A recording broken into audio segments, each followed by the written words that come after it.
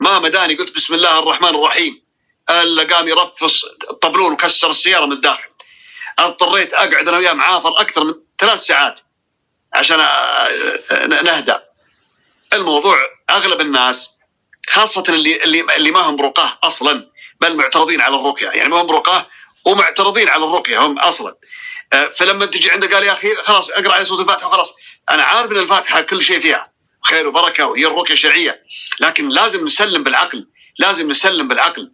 في شيء يحدث، واتمنى والله العظيم اقولها صادق مع العلم ان هذا الامر ما يهمني كثير، لكن اتمنى شغله انه في كثير جدا من الناس اللي يقولون هذا الكلام انه والله الموضوع بسيط، وانه ترى يعني وش عندك يا فهد القرني؟ اقرا سوره الفاتحه وسلامتك، ترى غيرك كان يقرا الفاتحه ويقومون. ما في شيء اسمه تقرا الفاتحه، لازم تقرا الفاتحه وتقرا معها ايات وتقرا الفاتحه وتكرر احيانا. طيب فلنفرض على شخص قرات عليه عنده سحر، مثلا لو لا سمح الله ذهاب العقل، سحر الخيال، دائما هذا الرجل يمشي بدون عقل. اول ما تقول بسم الله الرحمن الرحيم لسه ما قريت الفاتحه، والله العظيم واقسم برب السماوات والارض هذا حصل معي مواقف زي ما اقول لكم الان. بقول لكم خلاص وقف يا عبد الله القستات بعد اللي وشي، خلي معي دقائق انتظر. انه كثير حالات تجيني والله ما قرات عليه حرف واحد ما قرات عليه اصلا، لسه توي داخل قلت السلام عليكم والله ما قريت عليه ولا سويت شيء، توي اسحب الكرسي واقرب عنده السلام عليكم اخوانه المرافقين اللي معه او اللي مع المراه هذه، اول ما يقولون عليكم السلام حياك الله، قلت وش الموضوع؟ قالوا والله احنا شاكين، لسه نتكلم ما قرانا ولا قلنا شيء، لكن العارض اللي عليه او الرصد او السحر يعرف انه الموضوع محسوم، انه في قراءه وفي قران وفي ايات سحر وفي يعني في شغل بيصير على طول مباشره، انصراع وصراخ ونطق وكل شيء، ويطيح ويحدث امور فوق ما تتخيلون. يعني لكم ان تتخيلون احيانا الى درجه انه تصير يعني معركه، يعني كان مضاربات تصير. موضوع مو سهل، خاصه اذا كان الشخص عليه اذى قوي، ما هو والله خلاص تجي عنده وتقول له وش عندك؟ قال عندي كذا، قلت له قوم بخير. في الموضوع فيها شوي، لكن احنا نقول ان الانسان لا ييأس ابدا، يتوكل على الله سبحانه وتعالى ويصبر. الشيء الثاني ليش قلت هذا الكلام؟ انه انتم انا ما ابغى تلوموني تقولون والله يا فهد ليش انت مثلا تقول طيب وبعدين ما تجينا، او توعد مثلا عائله تقول لهم طيب بعدين ما تروح لهم. انتم ما تدروش اللي قاعد يمنعني، احيانا والله يا جماعه الخير بكون صريح معكم، انتظر معي القسط شويه. احيانا اكون خلاص انا موعد احد، زي في عائله الان كنت موعدهم، انا وعدهم هنا في البث وترى اصدق معهم وانا صادق مع الناس اللي وعدتهم، لكن الخلل ما هو من عندي انا، الخلل من الطرف الاخر. يتضح لي انه ما فيه محرم، اسال قالوا ما في محرم، يتضح لي ان المحرم صغير طفل، يتضح لي ان الاسره مو بواحد، انه اكثر من 15 10 اشخاص. وفي ناس للامانه بكون صريح معكم، في ناس مع الاسف الشديد كلموني مره من المرات قلت لهم طيب جايكم، رحت لهم على اساس انها اسره 3 4 فقط. تخيل تدخل تلاقي جابوا خواتهم، جابوهم من مناطق اخرى، جهزوهم للمكان هذا، جهزوا اخوان، جهزوا عائله كامله اكثر من 12. والله العظيم مره الى درجه انه والله ان المجلس عندهم كبير جدا، ويمكن عدد كبير جدا، يمكن فوق 15 شخص او 20 شخص جالسين من اول المجلس الى اخره، فيهم تقريبا 10 منهم مسحورين كلهم. ما مداني حطيت السماعه عندهم بالارض وبدأت لازم يكون عندي سماعه، عدد كبير. اول ما جيت انا احسب 2 3 قلت لهم كذا ما ينفع، انتم عدد كبير لازم اجيب السماعه واقرا، شوف اللي بيتعب منكم يبقى، اللي بيكون بخير يطلع. ما مداني اقرا الا نص اللي بالمكان اجلكم الله يستفرغون كلهم، اللي طاح واللي يستفرغ واللي واقف واللي يطيح واللي صارخ واللي طيب انا وش اسوي فيهم ذا 15؟ اضطر اني اروح لاعلى درجه منهم اللي يعني تعبان جدا، اللي يتاذى اكثر، اروح عنده احاول اني اهديه حتى اتخلص من الموضوع هذا، سواء بالسلم او بالحرب معه، يهدأ تماما، وبعدين نشوف ايش اللي حاصل. موضوع يا جماعه الخير مو هو طبيب عام او طبيب باطنه او طبيب قلب، موضوع حساس جدا لكنه سهل. انا لو دكتور اجلس بالعياده، يدخل عندي مريض حياك الله وش عنده؟ قال عندي كذا، احط السماعات وحط على قلبه، عندك ضربات القلب مختلفه، عندك كذا، روح سوي تحليل وسوي اشعه، صح ولا لا؟ روح سوي تخطيط للقلب، روح سوي كذا، يعني يلف لفه كامله بعدين يرجع لي، اطبق كل الاشياء هذه كذا واعطيه الدواء حقه ويتوكل على الله. احتاج عمليه احول على الجراح. كذا انتهى موضوعي، سهل جدا. فتوى، واحد اتصل علي قال لي انا مسافر من الرياض الى مكه مثلا، اقصر اجمع وش اسوي؟ اقول له القصر كذا والجمع كذا بالطريق كذا، اتكلم معه. لكن انت تتكلم عن وضع راقي شرعي يتخاطب مع جسد ومع روح لا يعلم وش يحدث معه. مجرد تقول بسم الله الرحمن الرحيم تتكركب الدنيا وتختلف المله وتختلف الدنيا كلها.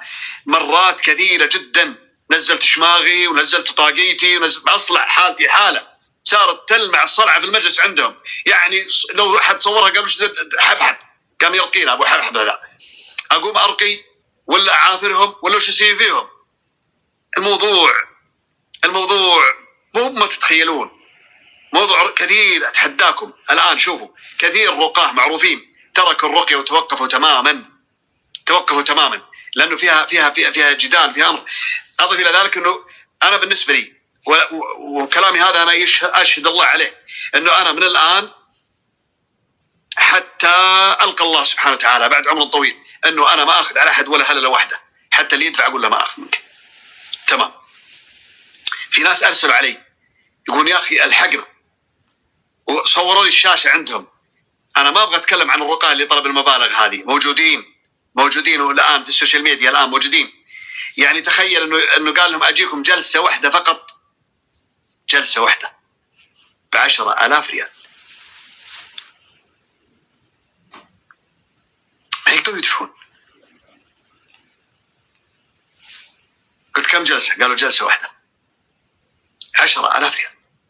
العائله هذه اللي اعرفها انا عندهم سكن ايجار ما يستطيعون يدفعون الايجار، ما يستطيعون يدفعون الايجار اصلا عشان يعطونك 10,000. فانا برضو بقول مره ثانيه وثالثه وعاشره، يا جماعه الخير ارقوا انفسكم، او اقل تقدير انتم يا الرقاه اللي بتساعدون الناس، خذ الله يبارك لك، خذ 10,000 اقعد عندهم 10 ايام، اقعد معهم 5 ايام، اقعد معهم اسبوع، اقعد معهم 2-3 ايام، ارقهم في العصر وتعال بعد المغرب وبعد صلاه العشاء، عشان اذا اخذت شيء تاخذه حلال. اما والله اجي جلسه واحده ب10,000 هم معقول. الزيت على 400-500 علبه زيت زيتون ما فيها 200 ملي 300 ملي ب 500-600. علبه العسل كيلو ب 1200. عسل ب 1200. ليش؟ انت اللي عاصر النحله من تطلع عسلها. مو معقول. لازم يكون في مراعاه يا جماعه الخير للبشر، لازم يكون مراعاه. خذ الله يبارك لك، احلها النبي صلى الله عليه وسلم واجازها انك تاخذ، لكن لا تبالغ. خذ 10,000 بس اجلس عندهم، خذ 50,000 واجلس عندهم شهر. لكن اما تاخذ 10,000 في جلسه واحده، وش تسوي في هالجلسه دي؟ انا عارف في ناس زعلانين علي وقالوا يا فهد انت ايش فيك؟ يعني انت ليش قاعد تتكلم هذا الكلام عن رقاه زيك؟ يعني لازم اكون منصف. والله ما يهمني احد، اللي بيزعل يشرب مويه او يبطل كيفه. لازم يكون في شيء يعقل. تكلم عن الموضوع اللي قبل شوي كنت بتكلم عنه. انا يوم من الايام، وهذا الكلام من زمن، كنت ارقي على احد خلق الله اللي كان فيه عاشق. العاشق هذا بالبلط العريض نطق معي وقال لي ما راح اطلع ابدا، ما راح اطلع ابدا باي حال من الاحوال. تقرا ما تقرا، تطق ما تطق، ما راح اطلع. قلت شوف، لا انا ما اتكلم معهم كثير. قلت له شوف، انا بالنسبه لي انا دائما انذر. انا انذرتك الان انك تترك هذا المكان طاعه لله سبحانه وتعالى، والا احرقتك بايه الكرسي. راح احرقك بايه الكرسي وما راح اسكت.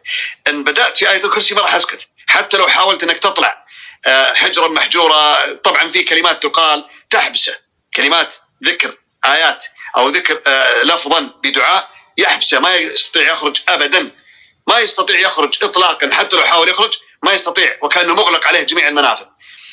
ثم ابدا بايه الكرسي وخلاص ما عاد اتوقف ابدا. الله لا اله الا هو الحي القيوم لا تاخذه سنه ولا نوم، الله لا اله الا هو الحي القيوم، وما عاد اسكت. يصارخ ما يصارخ، يطيح ما يطيح، ما عاد اسكت حتى يحترق تماما. اغلب الناس بيقول كيف احترق؟ المصاب اللي أمامي يتشنج تماما ثم وكأنه دخل بغيبوبة الموت، هذا المصاب، وهو أبدا ما يتضرر ولا يتأذى ولا يتعب وما يعرف أصل الشر. ثم بعد ذلك أتركه لثواني، مو بدقائق، ثواني، يعني في حدود 5 ثواني 10 ثواني، ثم أجيب ماء وأرش على وجهه ويستيقظ معنا طبيعي جدا، ما في شيء وكأنه لم يصاب بأذى. بعدها أقول له تدخل الخلاء، وربما تجد وكأنه زي الصلصال حق الأطفال أو زي المعجون مختلط برماد أو شيء محروق ولا رائحة نتنة جدا، ويكون كذا. الله سبحانه وتعالى أحرق هذا الشيطان وأخرجه بفضل الله سبحانه وتعالى. كل أمر مدبر من الله سبحانه وتعالى. أنا من الناس اللي حريص جدا أنه ما يكون في هذا الأمر، إني ما أصل إلى حد الحرق، إني ما أصل إلى حد الإيذاء لهذا الشيطان أبدا، إنما أدعو للإسلام، أدعو للخروج، أدعو لترك هذا المكان. إذا رفض أبدا تماما نضطر أن نصل إلى مرحلة أنه نتخلص منه بما يكتبه الله سبحانه وتعالى مع هذا المصاب. نكتفي ولا والله باقي عندي شيء واجد؟